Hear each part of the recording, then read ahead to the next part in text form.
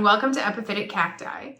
So I'm in the Midwest, Minnesota to be exact, and it is coming on spring here. Getting a little bit warmer. It's snowing outside right now, but it's kind of a wet snow. So here what ends up happening is because our daylight hours are not really as long as, let's say, California on the East Coast, the blooms start a little bit later. But right now, indoors, I do have some things trying to bloom here and there. I've got, a trusty Cactus hybrid that is just constantly trying to bloom. It's really funny. And then a lot of the Cactus hybrids, like the Felchino hybrids, they're kind of trying to bloom. And I did find a bloom on one of my other little Cactus kids. The little Cactus hybrids, they, trying to produce their early blooms, so that's kind of fun. But I really wanted to talk about this guy. So this is a really peculiar plant. I think it's a really fantastic plant, but it's a peculiar plant. This is registered as a hybrid between a Pfeiffera and an Epiphyllum hybrid. Yeah, I think that there are a lot of people that question whether or not it really is. So the parentage on this is actually supposed to be, and I can't really say the name of this, but it's supposed to be Pfeiffera miyagawa. It's a very spiny little guy. He's got like 4 angled branches, he's got very intense orange flowers, and I would have to say that this looks much like pictures that I've seen of it, because I don't actually have Pfeiffera miyagawa because it's not that easy to get. And it's kind of a funny thing because it's an old hybrid. It's not really something that is real modern, regardless of the fact of when it was registered, because it was, I believe it was a hybrid that was created by Kurt Petersen.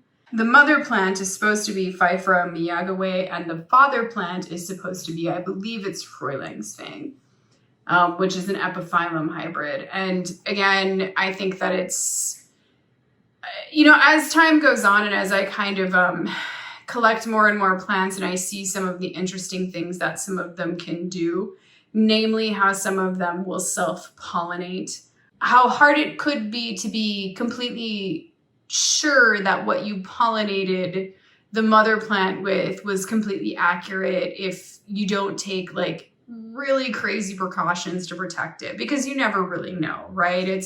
If you pollinate it and then you don't immediately like cover it up and keep it protected and keep it away from any like natural pollinators or anything like that, I mean, it can be kind of difficult. And there's so darn much self-pollinating stuff. The whole entire thing is quite complicated. It's registered as what it's registered as. It's registered under the name Inca's Golden Dream. Prior to it being registered, it did have a different name. So it was known by, and I can't say this one either, so I'm just gonna give it a shot, the Neue Petersen Hybrid. And any which way you cut it, I kind of don't really care about all of that.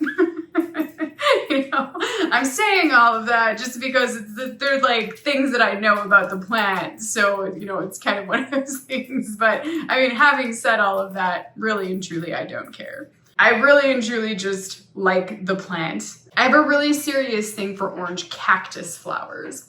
This guy doesn't really disappoint. I think he's just a fantastic flower. He's really pretty.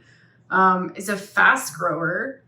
I think that I got this maybe 2 years ago, maybe. And I'd started it from cutting and I was really surprised to see it bloom. I really was, because I was very much under the impression that it would take a really long time for it to bloom. It kind of is a crazy looking plant, right? Because I don't know if you can see how like long and kind of crazy the branches are.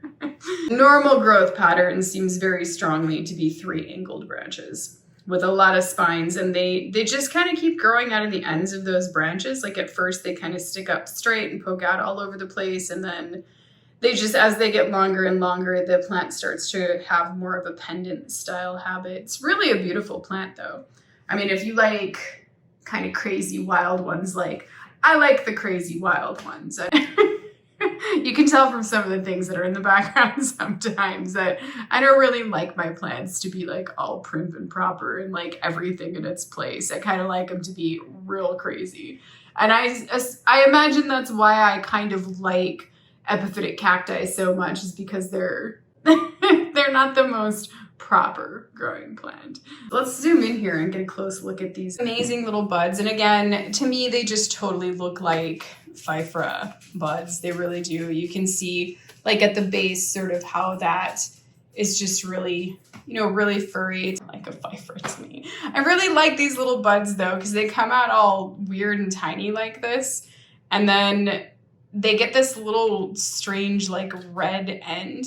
But you know, the crazy thing is it's one of those, sometimes they shock me so much, because it's like you see this bud and then it opens and you're like, how on earth did these little tiny buds produce a flower that big? But somehow they do. I don't know how they do it, but they do it, and that's fantastic. So I think the buds are really great, and it does seem to be one that is more floriferous. So I kind of like that. It's the first time it's ever bloomed. And I don't bloom feed my plants. So it's not, these aren't really induced in any way. They're just kind of more of a natural blooming. Isn't that just great? It's just great. It just is. This little orange flower. And there's something so magical about these flowers. They're not huge and showy like some of your other sort of, you know, cacti, but I don't exactly know what it is, but there's something about the short little spray of the stamen that just makes them so magical. And when there's lots of them, it just kind of reminds you of like just beautiful snowflakes or something. I don't know. It's just fantastic.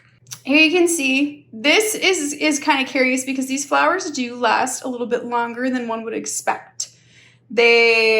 I'm noticing that indoors usually flowers don't last as long for me. They kind of fade a little bit faster than if they were outdoors. So indoors, I'm noticing that the flowers are lasting about 3 days, I suppose. And then the first day when they open, they're not open real wide. They kind of stay like a little bit, I guess, hooded. Then as the time progresses on, they start to open real wide like this. So it's just like a real wide kind of wheel form. And you see how beautiful all those short little gorgeous stamen are. So fun. It's so fantastic. And one of the things that I think is really cool is the back side of the flower.